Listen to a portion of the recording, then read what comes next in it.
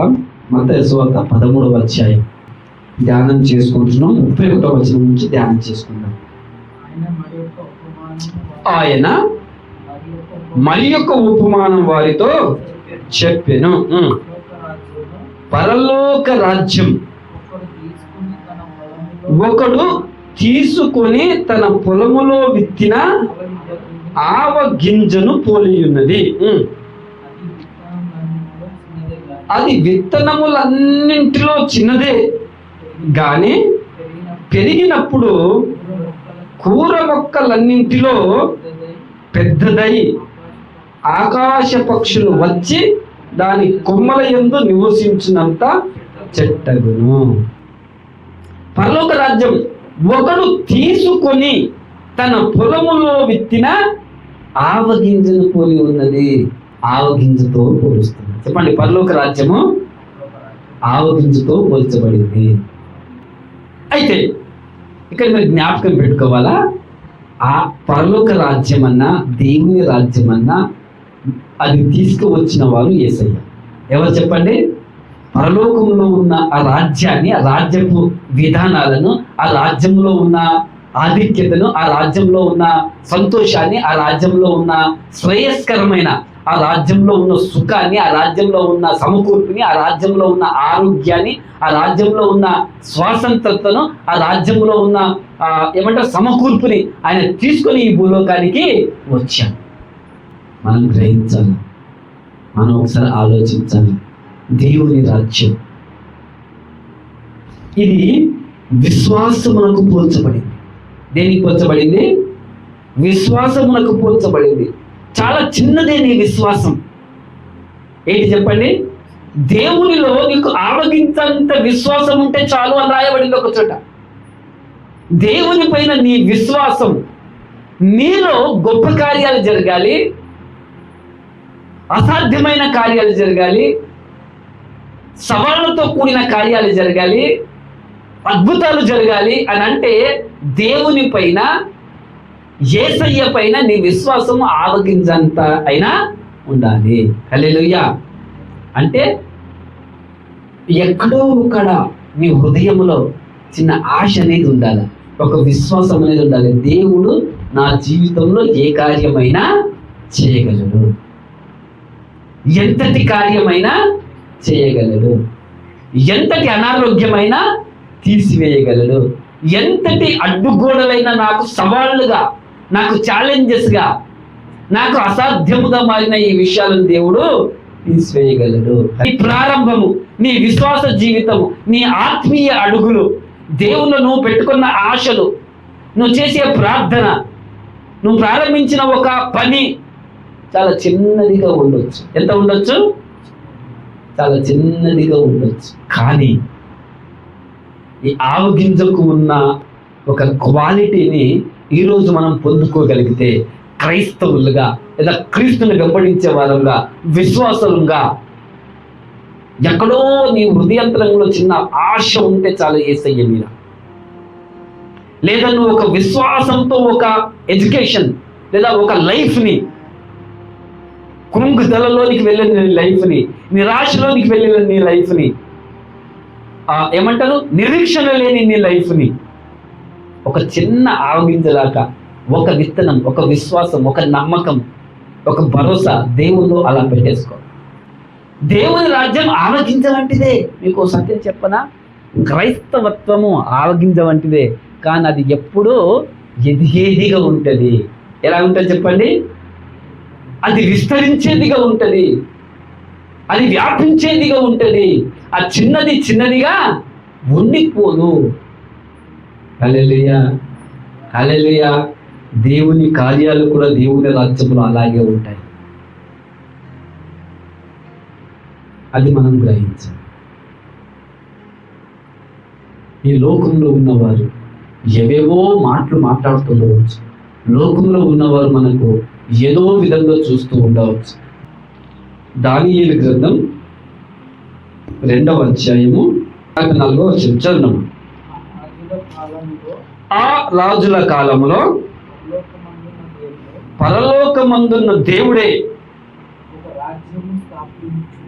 పరలోకమందున్న దేవుడు ఒక రాజ్యము స్థాపించును, దానికెన్నటికి నాశనము కలగదు.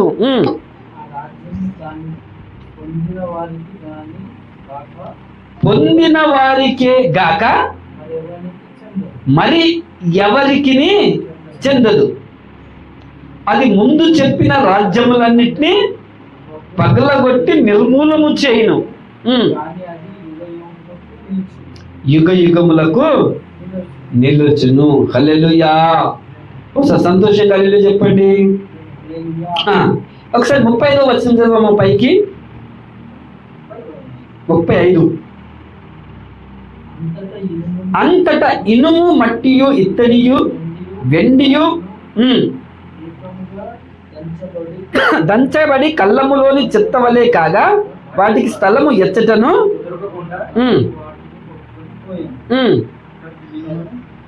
ప్రతిమను విరగొట్టిన రాయి. ఆ రాయి ఏ రాయి? ఆ రాయి అంటే ప్రతిమను విరగొట్టిన ఆ రాయి సర్వభూతలమంతా మహాపర్వతమాయను. చేతులెత్తి స్తోత్రం చెల్లించండి. హల్లెలూయా.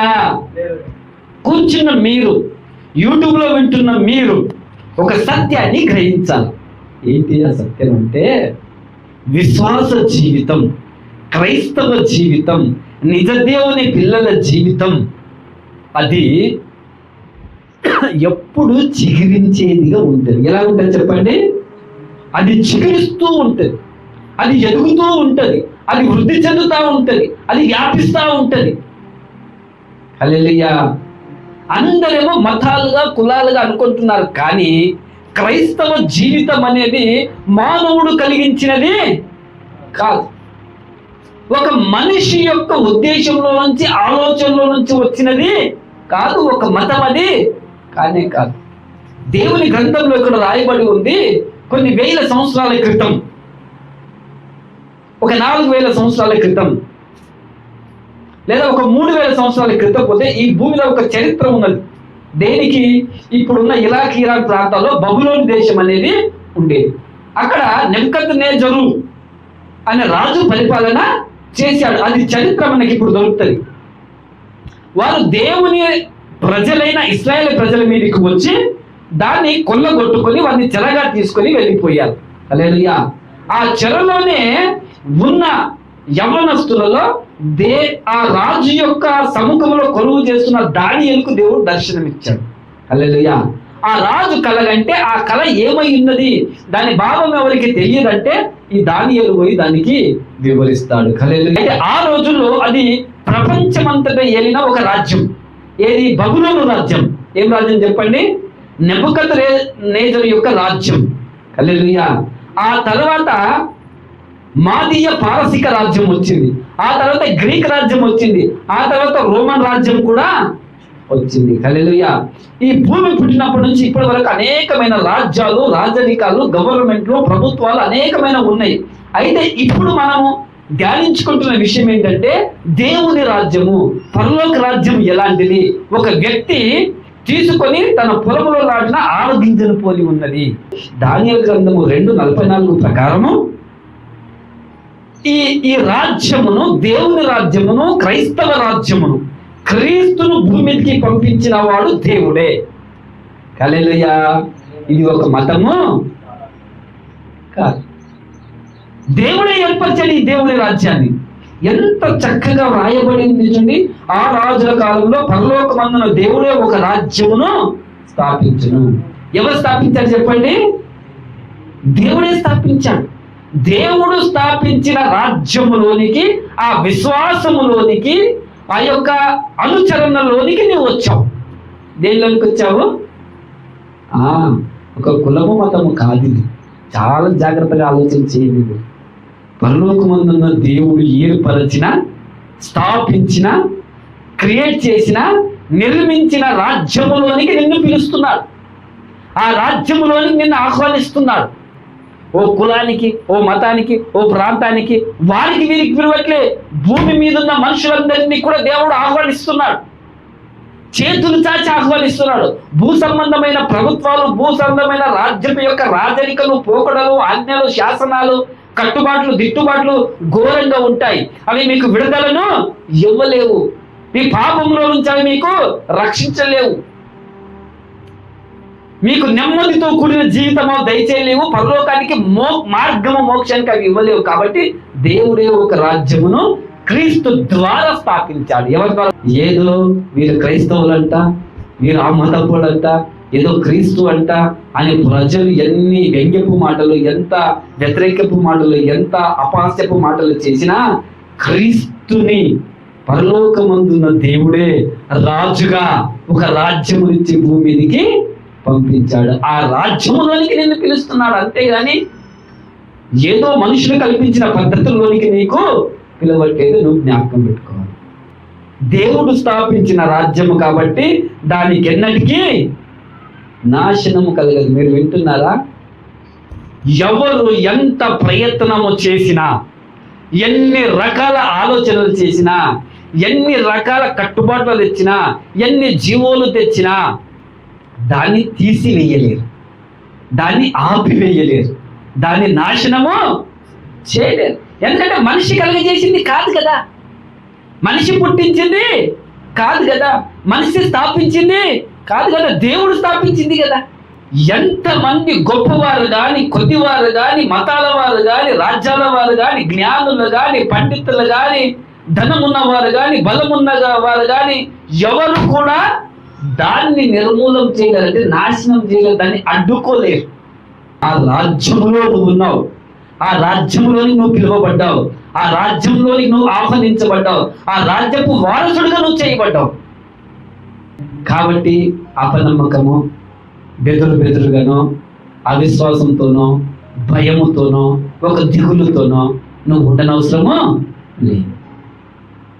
నువ్వు ఇట్లా ధైర్యంగా, ఎట్లా చెప్పు, ధైర్యంగా తలనెత్తుకొని, ఎందుకంటే నీవు అనుసరిస్తున్న ఈ రాజ్యపు విధానం, నీవు అనుసరిస్తున్న ఈ విశ్వాసం, నీవు అనుసరిస్తున్న ఈ క్రైస్తవత్వం, నువ్వు వెంబడిస్తున్న ఈ మార్గము మనుషుల ద్వారా దేవుడు స్థాపించాడు. దానికి నాశనం అనేది ఉండదు. నువ్వు భయపడిన అవసరము లేదు. హల్లెలూయా. చాలా మంది చాలా ప్రయత్నాలు చేశారు. ఏం చేశారు? చాలా మంది చాలా ప్రయత్నాలు అప్పటి నుంచి చేశారు, ఇంకా చేస్తూనే ఉన్నారు, చేస్తూనే ఉంటారు. కానీ దాన్ని మాత్రము ఆపలేరు. వారు ఎంత ఆపడానికి ప్రయత్నం చేసినా అది అంతగా ఎదుగుతుంది, అది అంతగా వృద్ధి చెందుతుంది, అది అంతగా వ్యాపిస్తుంది. ఒక మాటలో చెప్పాలంటే, పైన ఒక వాక్యం చదివాం కదా,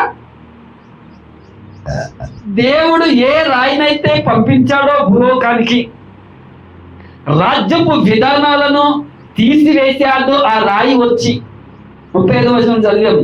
ఆ రాయి సర్వభూతలమంతా మహాపర్వతమైన, అంటే ఎక్కడో ఇశ్రాయేలు దేశంలో యూదా గోత్రములో కన్యమరి గర్భములోనికి పైనున్న దేవుడు సృష్టికర్త యేసయ్యను పంపిస్తే రాయిగా వచ్చి ప్రపంచమంతా కఠినంగా బలముగా ఏలిన రోమన్ గవర్నమెంట్ నే గడగడలాడించి, గలిబిలి చేసి, కింద మీద చేసి, అది ఈ రోజు భూతలం అంతా, అంటే భూమి ఎక్కడెక్కడ ఉన్నదో, మనుషులు మనుగడ ఎక్కడెక్కడ జీవిస్తున్నారో, హల్లెలూయా, అది చిన్నగానే, ఆవగింజ చిన్నగానే ఉంటుంది. యేసయ్య ఎక్కడో ఒకడ జన్మించి చిన్నగానే వచ్చాడు, కానీ అది మహాపర్వతమైన ఈరోజు ప్రపంచమంతటా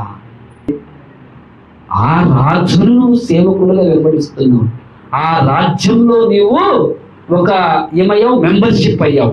ఆ రాజ్యంలో నువ్వు ఒక అర్హత సాధించావు బై ఫెయిత్, విశ్వాసము ద్వారా. అంటే నీ జీవితము కూడా చిన్నది కాదు, చిన్నగానే ప్రారంభం అయ్యొచ్చు, కానీ నీ జీవితం కూడా వృద్ధి చెందేదిగా ఉంటుంది, నీ జీవితం కూడా చిగురించేదిగా ఉంటుంది, నీ జీవితం కూడా అభివృద్ధిలోనికి వచ్చేదిగా ఉంటుంది. పుట్టేటప్పుడే ఏ రోజు రాజు ఆపాలనుకున్నాడు. ఎవరు ఆపాలనుకున్నారు? ఏ రోజు రాజు పుట్టినప్పుడే చంపాలనుకున్నాడు, కానీ ఆయన వల్ల కాలే. పెద్దగా అయిన తర్వాత రోమన్ గవర్నమెంట్ చంపాలనుకున్నది, చంపింది భౌతికంగా, కానీ దాన్ని ఆపలేదు. 12 మంది శిష్యులు దేవుని రాజ్యమును పట్టుకొని బయలుదేరితే వారిని ఆపాలనుకున్నారు, వారి వల్ల కాలే. ఒక్క ప్రాంతం నుంచి ఒక దేశం అంతా విస్తరించి, ఆ దేశం నుంచి పలు దేశాలు, పలు ప్రాంతాలు, భూతలమంతా మహాపర్వతము. ఈరోజు క్రైస్తవత్వం లేదా దేవుని రాజ్యం లేదా పరలోకమందున దేవుని యొక్క పిల్లలు, నీతి న్యాయములు, యథార్థతలు, ప్రేమ కనికరములు కలిగిన వారి యొక్క విస్తీర్ణ ఎంతో ఎక్కువగా ఉన్నది. ఎవరికి అంటే ఎవరికి పడితే వారికి చెందే రాజ్యమేనే కాదు. ఎవరు ఇష్టపూర్వకంగా, ఎవరు స్వతహాగా నిజమే నాకు ఈ రాజ్యంలో నాకు ఎంట్రన్స్ కావాలా, నేను అంగీకరిస్తున్నాను, ఈ రాజ్యమును నేను చేర్చుకుంటున్నాను, ఆ రాజ్యంలోకి నేను ప్రవేశిస్తాను, యేసయ్య నేను అంగీకరిస్తున్నాను, దేవునికి మహిమ కలుగును గాక. చూడండి, దాన్ని పొందిన వారికి గాక నీవు పొందితే నీకే రాజ్యం చెందుతుంది, నీ కొడుకుగా. నీవు రక్షించబడితే నీకే రక్షణ వస్తుంది. చేతులెత్తి స్తోత్రం చెల్లించండి. తండ్రి ఒక్కడు మారు మనసు పొంది బాప్తిసం తీసుకోండి, పిల్లలందరికీ పరలోక రాజ్యం అలా తెచ్చిపెట్టి ఉంచాడు దేవుడు. అది పొందిన వారికే. ఎవరికి చెప్పండి? మరి నీవు ఎప్పుడు పొందుకుంటావు? పద్ధతులలో బాగానే ఉంటున్నావు, పండుగలలో బాగానే ఎగురుతున్నావు, మేము క్రైస్తవులం అని చెప్పుకుంటున్నావు కదా. నా వైపు చూడండి, నువ్వు ఎవరినైనా, చిన్నపిల్లవైనా, పెద్దోడవైనా, స్త్రీలైనా, పురుషులైనా, ఇంత గొప్ప రాజ్యమును ఎలా మిస్ చేసుకోవాలనిపిస్తుంది నీకు? ఎందుకు టైం పాస్ చేస్తున్నావు నువ్వు? ఎందుకు నువ్వు అక్కడక్కడ కాలయాపన చేస్తున్నావు? ఇంకా చూద్దాంలే అని ఎందుకు అంటున్నావు? దేవా, నాకు నువ్వు కావాలేసినా, నీ రక్తంతో నన్ను కడగండి నాయనా, నేను మారు మనసు పొందుతున్నాను, ఈ లోకంలో నుంచి నీలోనికి నేను ప్రవేశిస్తున్నాను, ఈ జీవితం, పాత జీవితంలో నుంచి నేను కొత్త జీవితంలోకి వస్తున్నాను, పాత అలవాట్లో నుంచి, పాపపూరితమైన అలవాట్లో నుంచి, ఈ మొండి అలవాట్లో నుంచి, ఆకర్షణీయమైన అలవాట్లో నుంచి. ఆదివారం లేట్ అయిపోతుందన్నా, ఒక బ్రదర్ అంటున్నాడు, అన్న లేట్ అయిపోతుంది అందుకే రావట్లేదు, దగ్గరున్న మందిరానికి వెళ్తున్నాను. ఆదివారం ఒక ప్రత్యేకత, ఒక ప్రాముఖ్యత నువ్వు ఇవ్వకపోతే ఆ రాజ్యంలో నువ్వు ఎలా స్థిరపరచబడతావు, ఎలా నాటబడతావు, ఆ రాజ్యంలో ఉన్నవి నువ్వు ఎలా పొందుకుంటావు? దేవునికి మహిమ కలుగును గాక. నా తాపత్రయం అంటే ఏంటిదంటే, మనం విశ్వసిస్తున్న విశ్వాసం, ఈ క్రైస్తవ జీవితము, క్రీస్తు జీవితము దేవుడు స్థాపించినది, దానికి ఎప్పుడు ముగింపు ఉన్నది, నెవర్ ఎండ్. ఈ భూమి గతించిపోయినా కానీ the Kingdom of God, the Kingdom of haven, the Jesus Kingdom, అది ఉంటది, అది కంటిన్యూగా ఉంటుంది. హల్లెలూయా. అది నాశనము, మిగతా వాటన్నిటికీ ఎండ్ కాడనేది పడుతుంది. కొన్ని రోజులు ఒకటి ఉంటుంది, కొన్ని రోజులు ఇంకోటి ఉంటుంది. బబులోను రాజ్యం ఉండే, రాజ్యరికం ప్రపంచం అంతటా పోయింది. పారసిక మాదీయ కింగ్డమ్ ఉండే, పోయింది. The great Alexander Greek Kingdom ఉండే, ఏమైంది? పోయింది. The great Roman emperor, world అంతా బాగా పరిపాలన చేసింది, పోయింది. అన్నీ పోతాయి. ఎవరు స్థాపించిన పార్టీ అయినా, రాజ్యమైనా, గవర్నమెంట్ అయినా, ప్రభుత్వాలైనా చేంజ్ అవుతూ ఉంటాయి, మారిపోతూ ఉంటాయి, ముగించబడుతూ ఉంటాయి, ఎండ్ అవుతూ ఉంటాయి. ఏమవుతుంటాయి? క్లోజ్ అవుతూ ఉంటాయి. కానీ ఈ రాజ్యమునకు నాశనము లేదు. అంటే నీవు ఎంతవైనా, నీవు స్వీకరించిన, నీవు పొందుకున్న రాజ్యము ఎదుట ఏ రాజ్యము నిలువ లేదు. దీంట్లో మేనిఫెస్టో, ఈ బైబిల్ గ్రంథములో యేసయ్య ఇచ్చిన ఈ మేనిఫెస్టోలో ఏమేమి నీకు ఇస్తానన్నాడో, ఏమేమి నీకు చెందుతానన్నాయో, ఏదేది నీ కొరకు సిద్ధపరిచి ఉంచాడో అది తప్పకుండా ఆకాశము గతించిన, భూమి గతించిన ఆయన మాటలు ఎప్పుడు ఫెయిల్ అవ్వవు, అవి నెరవేరే తీరుతాయి. నువ్వు కూడా దేవుని రాజ్యంలోకి ప్రవేశించిన వ్యక్తి అయితే మారు మనసు పొందిన వ్యక్తివైతే, దేవుని ఆశ్రయించిన వ్యక్తివైతే, పాపమును విడిచిపెట్టిన వ్యక్తివైతే, పశ్చాత్తాపపడిన వ్యక్తివైతే, ఆయన రాజ్యంలోనికి ఒక వారసత్వంగా, ఆయనకు బిడ్డగా, కుమారునిగా మార్చబడిన వ్యక్తివైతే, ఆయన మందిరానికి వచ్చే వ్యక్తివైతే, ప్రార్థన చేసే వ్యక్తివైతే, కంప్లీట్గా భూసంబంధమైన ఆ భూతులు వదిలేసిన వ్యక్తివైతే, పాపాన్ని వదిలేసిన వ్యక్తివైతే, నీకు తప్పకుండా ఆయన మనకు అర్థమయ్యే మాటలో ఆయన పథకాలను తప్పకుండా రిసీవ్ చేసుకుంటాం. ఆ పథకాలని మనం ఏమంటాం, మనం చెప్పాలా? ఆశీర్వాదాలు అంటాం. ఏమంటాం చెప్పండి? చెప్పండి అందరూ. ఆశీర్వాదాలు, దీవెనలు, మేలులు, వరాలు, ఈవులు నీ నీ లైఫ్లోనికి, నీ భవిష్యత్తులోనికి, నీ మేలు కొరకి. ఒకవేళ మీరు అంటుండొచ్చు, అన్నా ఫస్ట్ గారు నేను చాలా రోజుల నుంచి ఒక విషయం కొరకు ప్రార్థన చేస్తున్నా, కానీ అది నా జీవితంలో జరగట్లేదంటే దేవుని చిత్రంలో లేనిది నువ్వు ప్రార్థన చేస్తున్నావు. దేవుడు నీకు ఇంకా బెస్ట్ ఇవ్వాలనుకుంటుండేమో, ఆయన కోరుకున్నట్లుగా నీకు ఇవ్వాలనుకుంటున్నాడేమో. అరే ఇది నీకు ఇస్తే నీకు అంతగా సాటిస్ఫాక్షన్ ఉండదు, సమాధానంగా ఉండదు, నీ ఇబ్బందుల పాల్పడతావని. ఒకవేళ కాదని మొండికేస్తే ఇస్తుండొచ్చు, కానీ దాని పర్యవసానం నీవే అనుభవించవలసి వస్తుంది. ఆ రాయి మనిషి చేతి సహాయము లేకుండా పరలోకంలో నుండి వచ్చిన ఒక రాయి అని రాయబడింది. ఏం రాయబడింది చెప్పండి? మనిషి సహాయము లేకుండా, మనిషి చేతి అంటే మానవుల యొక్క ప్రమేయము లేకుండా దేవుడు స్థాపించిన రాజ్యం, లేదా దేవుడే పంపించిన ఆ యేసయ్య కన్నమరియ గర్భములో అది మిగతా సిస్టమ్స్ని, మిగతా రాజ్యాలను, మిగతా పద్ధతులను, మిగతా విషయాలను తీసివేసి అది ఈరోజు ఎంతగా ఎదిగిందంటే భూతలమంతా ఎంత చెప్పండి? మహాపర్వతమాయను. These kingdom of heaven, Jesus kingdom ఎంత చెప్పండి? భూలోకమంతా వ్యాపించింది. దానిలోనికి దేవుడు నిన్ను పిలుస్తున్నాడు. నీవు దీవింపబడడానికే కానీ, నువ్వు కన్నీరుతో జీవించడానికి కాదు, నువ్వు తలనెత్తుకొని ఆశీర్వాదంగా జీవించడానికే కానీ, ఇంకొక దగ్గర అవమానపడడానికి కాదు. అందుకే 119వ కీర్తన మనం 3వ భాగంలో 17వ వచనంలో మనం చూసాం. దేని నిందలు అవమానముల నుండి నిన్ను దూరముగా ఉంచుటకు, నీ మీదకి రాకుండా ఉంచుటకు. హల్లెలూయా.